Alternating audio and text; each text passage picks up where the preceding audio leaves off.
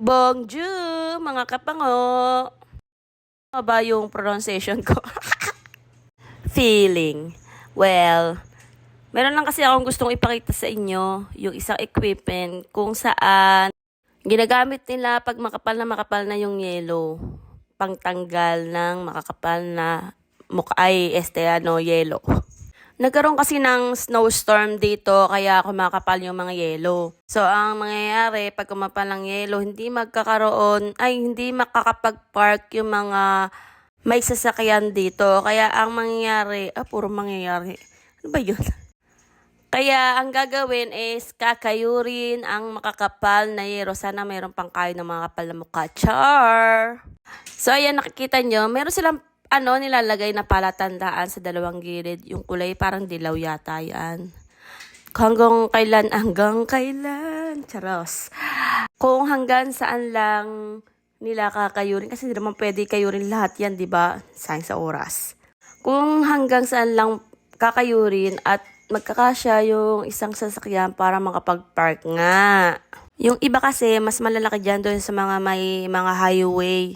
Merong isang ganyan na malaki, tapos mayroon pang isang truck na nakasabay sa kanya at sasaluhin yung yelo doon. Tapos dito kasi walang truck, kaya yung yelo nilalagyan lang nila sa gilid. Parang syota mo, sinantabi mo lang. Charos! Alam ko lahat ng daan lahat ng parking lot, yan, kinakayod nila. Kinakayod. Tapos, tatanggalin nila yung yelo kasi prone siya sa aksidente. Lalo na kapag umulan ng tubig, tapos umulan ng yelo, tapos tubig uli. Parang gano'n, parang madulas ang daanan. Kaya ang ginagawa ng mga taga dito, kakayurin yung mga kung saan may daan. Matanggal yung mga yelo at hindi magkaroon ng aksidente. Pagkakaalam ko rin may parang asin na nilalagay sa mga, ewan ko, sa mga daan, sa mga bahay-bahay, binibili nila na doon sa department store. Para nga yung yelo ay matunaw at hindi madulas. Wala, na-amaze talaga ako pag nakikita ko yung equipment na yan. Tsaka may tunog yan kapag yan dadaan sa amin. Alam na namin na may ganyan. Tapos takbo kami, hanapin namin. Kasama ko si Aya. Tapos pagmamasdan lang namin, panonoorin lang namin. Katulad ng hapon, yan, hanggang gabi, naghintay kami ng ganyan. Nga pala, kala nyo libre yan. No, it's a big no. According sa aking Diyosawa, dito sa bahay namin, mamayang gabi, kakayurin nyo, makikita nyo mamaya sa dulo. Pag kinakayo daw yan, talagang may bayad daw. So, ang aking adyosawa ay masipag, gusto niya yatang palahin. Sabi nung nagkakayod nga, hindi pwede kasi yung aming kapitbahay sa baba, magpapakayod, hindi daw pwede, kalahati lang, kailangan buo. Ang pagbabayad yata, hindi ko alam kung pagkatapos ng winter or hindi ko alam kung paano. Pero feeling ko lang, pagkatapos ng winter, tapos meron silang ibibigay kung magkano yung ibabayaran mo. Para mga bills. Ang priority lang nila yung mga parking area, yung mga kalsada. Pero yung iba kasi, nakikita ko dito sa amin o sa ibang lugar, yung yung bakuran nila o yung mga daanan nila, tinatanggalan nila. Hinuhukayan, yan, pinapala, pagpalain, pinagpapala sila. Tapos yung ibang may mga malalaking bakuran, nakikita ko sana na meron din silang ganyan. Small version nga lang ng ganyang equipment. Nakakatawa lang yung mga ganyan na nakikita ko dito sa mga kapaligiran namin.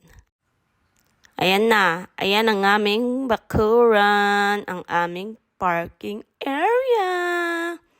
Nakikita nyo naman, kinakaya niya na kasi sobrang kapal na ng mukha.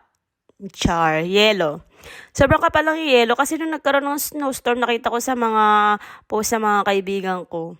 Yung ibang kotse hindi na nakalis kasi natabunan na ng yelo, tapos ang kapal pa ng yelo. Mga daan nila hindi pa yata nakakayod, ang kapal ng yelo mahirap kasi pag nagda-drive ka tapos makakapalang yelo. Good luck na lang doon sa mga may sasakyan, katulad ng aking Diyosawa, na tinatanggal niya talaga yung mga yelo doon sa ibabaw ng buong kotse namin. Ang lamig-lamig, tapos syempre no choice ka, lilinisin mo yun, paano ka makakalis, diba? Pagpasensyahan nyo ng aking busis kasi ilang araw na akong inubot sinisipon.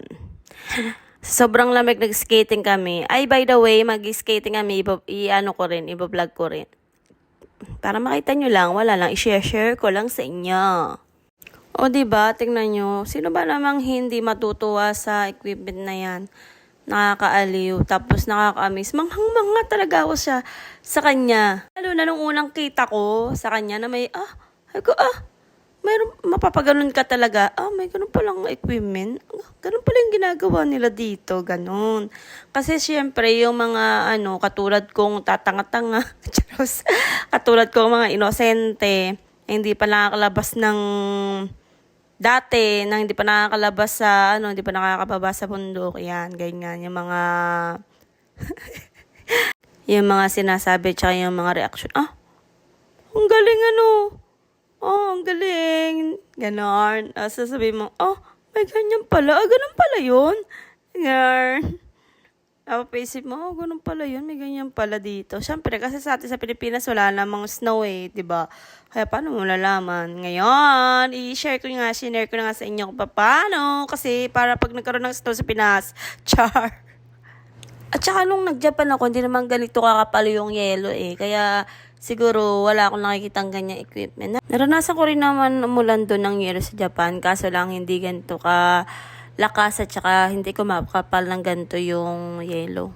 Wala talaga ako nakikitang ganyan sa Japan na equipment na pantanggal ng yelo. Siguro doon sa may mga ibang lugar sa Japan na medyo makakapal yung yelo, meron silang equipment. Hindi ko alam kung ganyan nga rin yun. Sana nag-enjoy kayo. Salamat. Bye-bye.